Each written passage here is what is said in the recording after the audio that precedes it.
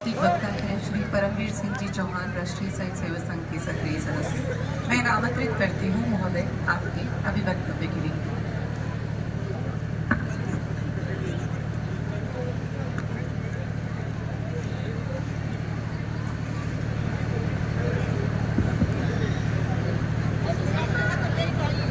जय श्री राम। थोड़े ऊंचे स्वर में बोलना पड़ेगा। तेज तम अंश पर, सूरज में तंश पर, कृष्ण जिमी कंस पर, जो मलिच्छ वंश पर सर शिवराज है। जय शिवाजी। थोड़ा जोर से बोलना पड़ेगा। जय शिवाजी, जय भवानी, जय शिवाजी, जय भवानी। ये चिंता नहीं करनी है बिल्कुल भी कि हम शिवाजी महाराज भी अकेले थे और हम भी इतने ही पर्याप्त हैं। किसी से भी लड़ने के लिए इतने ही पर्याप्त है। तो मंच पर विराजमान सभी अतिथिगण, संतगण, मेरे सामने बैठी हुई मातृशक्तियां, मेरी बहनें, युवा साथियों, संघ के वरिष्ठ कार्यकर्ताओं और प्रिय मेरे अनुज छोटे भाइयों, आज इस मंच से कोई भाषण देने के लिए या ये बताने के लिए कि संघ ने क्या किया, क्योंकि संघ ने जो किया वो तो प्रत्यक्ष में दिख रहा है। मैं ये बताने के लिए नहीं आया कि हिंदू समाज एक हो रहा है या नहीं हो रहा है। मैं इन 100 वर्षों के बाद का जो रणघोष होने वाला है उसका आह्वान करने के लिए आया हूं। यहां पर बैठा हुआ प्रत्येक कार्यकर्ता एक हिंदुत्व का प्राणी यहां पर इसलिए इकट्ठा नहीं हुआ कि डीजे के पीछे कलश यात्रा चल रही है और कोई कार्यक्रम हो रहा है, सिर्फ सांस्कृतिक कार्यक्रम हो रहा है, इसलिए यहां पर हिंदुत्व का प्रहरी इकट्ठा नहीं हुआ। यहां पर अन्य अन्य कार्यक्रम हो रहे हैं। छोटे बाल कलाकारों के द्वारा, विद्यालय के बालकों के द्वारा ये कार्यक्रम हमारी संस्कृति के बारे में बताते हैं, हमारे योद्धाओं के बारे में बताते हैं और बताते हैं कि हमारे देश में हिंदुओं की कैसे किस प्रकार से हमारी बहनों की इज्जत को लूटा गया, चाहे वे दुर्योधन हो, चाहे वो जिहादी आतंकवादी हो। अब उनको बचाना कैसे है, इसके लिए भाइयों बहनों, संघ का आज शताब्दी वर्ष मनाया जा रहा है। ये पूरा वर्ष 100 वर्ष हो गए हैं, तो पूरे वर्ष संघ के अन्य अन्य जगह पर कार्यक्रम चलने वाले हैं। यह 100 साल की साधना का परिणाम है, उन लाखों स्वयंसेवकों का त्याग है जिन्होंने बिना नाम, बिना पद, बिना यश केवल राष्ट्र के लिए जिए। वो कार्यकर्ता कई बार कई लोगों से मेरे को सुनने में मिला, कई सारे ऐसे संगठन हैं जो आतंकवादियों का सपोर्ट करते हैं, उग्रवादियों का सपोर्ट करते हैं। वो कहते हैं कि जी हमने भी संगठन बना लिया, अब हम भी आरएसएस को टक्कर देंगे, अब हम भी बजरंग दल वालों को बंद करवाएंगे, हम बैन करवाएंगे। अरे संगठन ऐसे नहीं बनता, संगठन बनता है सुबह 4 बजे उठने से, नेकर पहनने से, टोपी पहनने से, हाथ में दंड लेने से और शाम सुबह 5 बजे नमस्ते सदा वत्सले मातृभूमि कहने से। संगठन ऐसे नहीं बनता कि इसी कमरे में जाकर के टोपी लगा ली और वहां पर बैठ करके कह दिया कि संगठन बना रहे हैं, हम आरएसएस से भी बड़ा संगठन बना रहे हैं। अरे आरएसएस क्या है? राष्ट्रीय स्वयंसेवक संघ सन 1932 में जिसकी स्थापना हुई। एक चिकित्सक जिसने पढ़ाई लिखाई करके और यह तय किया कि मैं हिंदू समाज को एक करूंगा, छोटे छोटे बालकों के साथ में नागपुर में मोहितों के बारे में वो चल देता है और बच्चों के साथ में खेलने लगता है। जब उन छोटे बालकों के साथ में खेलने लगता है तो लोग कहते हैं कि भाई तो इस उम्र में छोटे छोटे बच्चों के साथ में खेल रहा है, क्या तेरी बुद्धि भ्रष्ट हो गई क्या? तो परम पूजनीय डॉक्टर साहब ने कहा कि मैं हिंदू समाज को एक करूंगा, और आज देखिए, आज हिंदू समाज एक हो रहा है या नहीं हो रहा है? आज लोग गर्व करते हैं गाड़ियों पर हिंदू लिखाने से गर्व करते हैं। आज लोग गर्व करते हैं कि मैं हिंदू हूं। लोग गर्व करते हैं कि हम सनातनी हैं। किसी को शर्म नहीं आती जो नेहरू कहता था कि मुझे गधा खेलो लेकिन हिंदू नहीं कहना। लेकिन आज हिंदू समाज गर्व करता है। गर्व से कहो हम हिंदू हैं, इस बात का गर्व है। सनातनी कहने में लोग गर्व करते हैं, तिलक लगाने में लोग गर्व करते हैं, तलवा बांधने में लोग गर्व करते हैं, चोटी रखने में गर्व करते हैं, क्योंकि हम हिंदू हैं। धरती जिस पर घूम रही है उसी केंद्र के बिंदु है। कहो गर्व से हम हिंदू हैं, हम हिंदू हैं, हम हिंदू हैं। कई सारी विरोधी शक्तियां आई इस 100 वर्ष के संघर्ष में। अंग्रेज तो थे ही, देश आजाद नहीं हुआ था तो अंग्रेज विरोध करते थे, अंग्रेजों से संघर्ष करना पड़ता था, हमारे अपने लोगों से संघर्ष करना पड़ता था। फिर इमरजेंसी लगा दी गई। इमरजेंसी के बाद जेल भरो आंदोलन हमें करना पड़ा। जेलों में डाले गए कि ये आरएसएस का कार्यकर्ता है क्या, जेल में डालो। ये आरएसएस के किसी विचार परिवार से जुड़ा है क्या, जेल में डालो। ऐसा एक अभियान चलाया गया। आज जेल में डालने की हिम्मत किसी की है क्या? आज किसी हिंदू को नीचा दिखाने की हिम्मत किसी में है क्या? आज हिंदू कमजोर नहीं है, हिंदू बिकाऊ भी नहीं है। हमने 15 साल से दिखा दिया कि सरकारें कैसे बनाई जाती है। हमने दिखा दिया कि अमरनाथ पे टैक्स लगाने वालों की क्या हालत कर दी जाती है। हमने दिखा दिया कि बाबा बूढ़ा अमरनाथ की यात्रा पुंछ में सन 2005 से अनवरत चलाई जाती है। हमने दिखा दिया कि बाबर का ढांचा कैसे तोड़ा जाता है। हमने दिखा दिया कि मेरे राम को वनवास से ला करके सिंहासन फिर से कैसे बैठाया जा सकता है। क्योंकि हम हिंदू हैं, इस बात का गर्व करिए। और मैं तो कहता हूं कि आप घमंड करिए। हिंदू के विरोध में आज खड़े होने वाली कोई भी शक्ति नहीं है।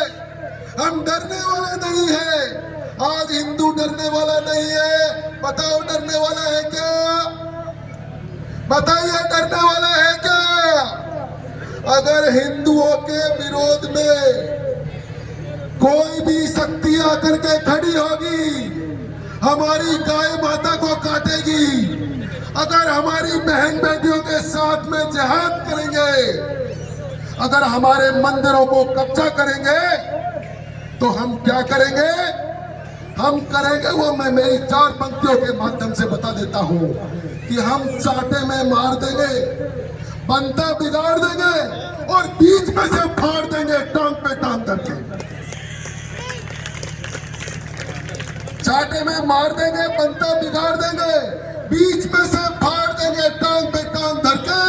और हमारे धर्म के बारे में अगर कोई उल जलूल बोलेगा तो पूरा मरोड़ देंगे पहुंचा पकड़ के। और क्या कहते हैं कि ये हिंदू क्या कर लेंगे? अरे मिनटों में धर देंगे बोरा में भर के। किसी गलतफहमी में जीते हैं। 600 करोड़ हिंदू टैक्स देता है ना, तब जाकर के तुम्हारे घर का निवाला चलता है भाइयों। 600 करोड़ हिंदू जब बिजली में भी टैक्स देता है, पानी में भी टैक्स देता है, ये अनाज में भी, गेहूं में भी, आटे में भी, हर चीज में टैक्स देता है, तब जाकर के तुम्हारा घर चलता है। हमारे मंदिरों की जो बिजली की कीमतें हैं, आपको शायद ध्यान में होगा या नहीं होगा, 18 रुपए प्रति यूनिट है। बताइए है या नहीं? मदरसों की, ईसाइयों की जो चर्च की यूनिट रेट है वो 4.3 है कि नहीं? और इनके मस्जिदों की जो यूनिट की रेट है वो 6.78 पैसे,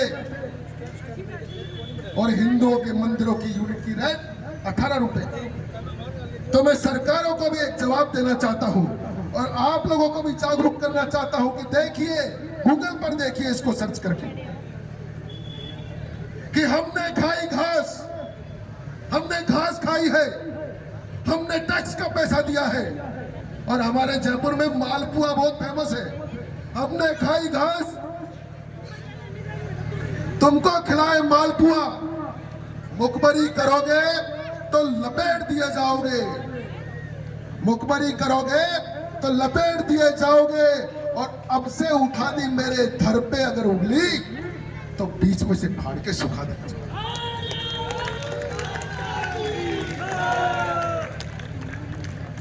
हमारे देश के अंदर अनेकों समय पर बड़े बड़े योद्धा हुए। कहा जाता है कि महाराणा प्रताप इतने बड़े योद्धा थे कि उनका 100 किलो का भाला था, किसी पे उठता नहीं था। बहलोल खान को घोड़े से ही दी काट दिया।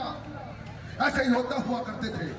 झांसी की रानी लक्ष्मीबाई ऐसी योद्धा थी कि अंग्रेजों को धूल चटा दी, उनको रानी याद दिला दी और भागने पर मजबूर किया। और भी पृथ्वीराज चौहान जैसे योद्धा जिन्होंने 17 बार मोहम्मद गोरी को माफ किया। लेकिन कुछ हमारी गलती रही कि जिस वजह से हमने उनको माफ किया, जाने दिया, कुछ ना कुछ हमारी गलतियां रही। और सबसे बड़ी गलती इतिहास की रही कि इतिहास में ऐसे योद्धा तो हुए जिनको कोई पराजय नहीं कर सकता था, किंतु वो योद्धा एक समय में नहीं हुए। आज यहां पर बैठा हुआ प्रत्येक व्यक्ति एक हिंदू योद्धा है। बताइए है कि नहीं? बताइए योद्धा है या नहीं? तो जोर से बोलिए ना, जय श्री राम। ये इतिहास की गलती रही। तो आज यहां मातृशक्ति काफी संख्या में बैठी थी, अभी भी बैठी है। हम पुरुषों की संख्या कम रही, लेकिन मातृशक्ति की संख्या बहुत अच्छी रही। मुझे बड़ी खुशी हुई, प्रसन्नता हुई। तो मातृशक्ति से कहना चाहता हूं, मेरी छोटी बहनों से कहना चाहता हूं कि मिनमिनाना बंद करिए और दहाड़िए। अब दहाड़ने का वक्त है। 2 पंक्तियों में अपना भाषण को खत्म करता हूं, अपने भौतिक को खत्म करता हूं कि चंडिका बनकर उठो, चंडिका बनकर उठो, गंदी जुबानें खींच डालो, सब सनातन द्रोहियों के मस्तकों को बीच डालो। मैं रहूं या न रहूं, पर तथ्य ये स्वीकार करना, धर्म केवल एक है, बस दुष्ट का संहार करना। धर्म केवल एक है, बस दुष्ट का संहार करना।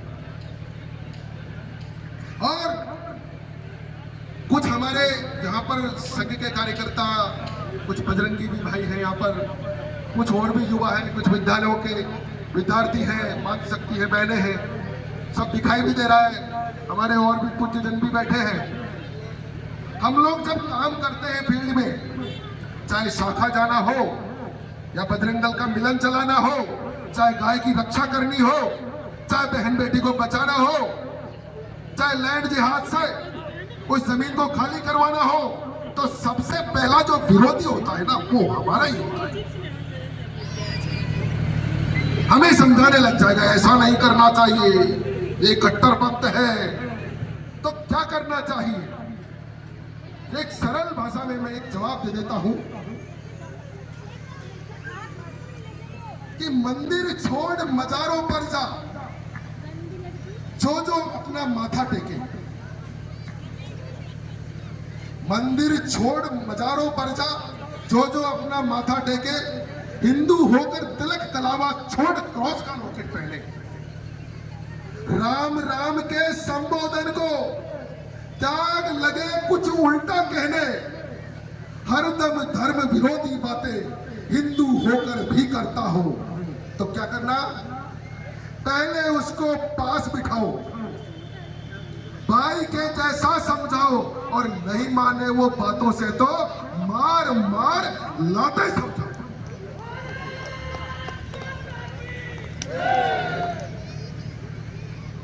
आज 100 वर्ष भी पूरे हो गए, प्रसाद भी वितरण हो रहा है, बहनें कुछ गर्मियां भी मर रही है, कुछ बहनें छाया में भी बैठी है, भाई जिसका बचाव जैसे ऊपर है वैसे कर रहे हैं।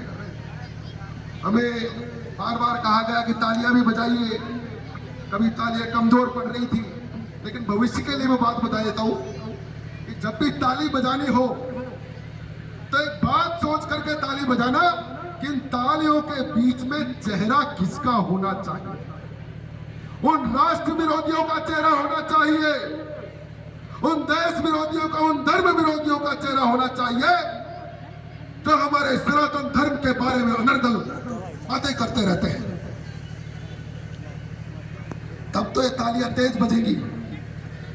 और अगर हमने सोच लिया कि हम हमारे हाथ पीट रहे हैं तो फिर आप समझिए हाथ कौन पीटता है? जो तड़पता हुआ व्यक्ति रहता है। तो हाथ नहीं पीटना।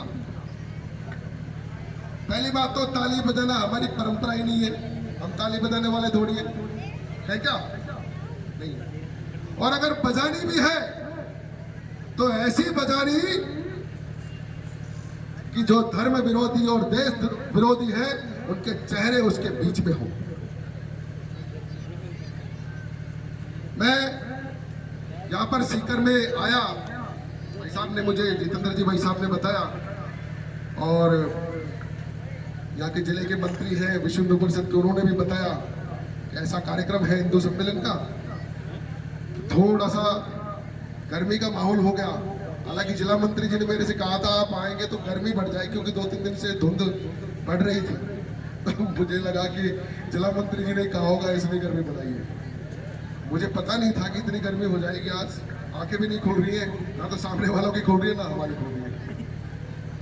तो मैं अभी पंच परिवर्तन की सारी बातें बहुत सारे हमारे जो मेरे से पहले जो वक्ता रहे उन्होंने बताई, महाराज श्री ने बताई, संस्कृति की रक्षा करने, अन्य अन्य बातें, बहुत सारी बातें बताई। मेरे पास कुछ बताने के लिए ज्यादा नहीं है, क्योंकि मैं बजरंग दल का प्रांत संयोजक हूं, बोलना ज्यादा नहीं आता।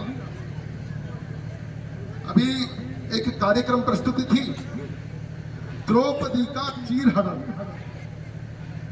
लेकिन मैं वादा करता हूं कि जब तक इस देश में बजरंग दल है किसी बहन बेटी का चीरहरण नहीं होने देंगे। जब तक इस देश के अंदर राष्ट्रीय स्वयंसेवक संघ है, इस देश के अंदर इस पर्यावरण को बचा करके रखेगा। और जब तक इस देश के अंदर विश्व हिंदू परिषद है, तब तक झांसी की रानी लक्ष्मीबाई को अकेले लड़ने की आवश्यकता नहीं पड़ेगी, क्योंकि विश्व हिंदू परिषद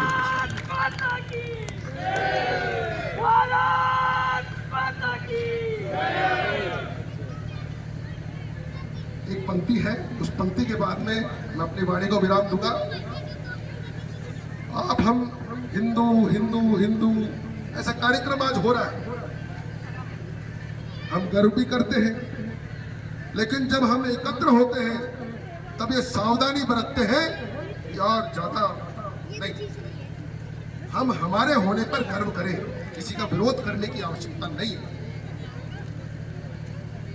हमारी आन जिंदा है, हमारी शान जिंदा है, हमारी आन जिंदा है, हमारी शान जिंदा है। मिटा दूं देश पे, मिटा दूं दुश्मनों को, दिल में ये अरमान जिंदा है। हमारे देश के दुश्मन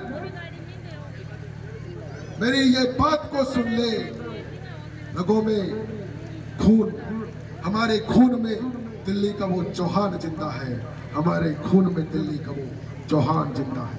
जय श्री राम। जय श्री राम।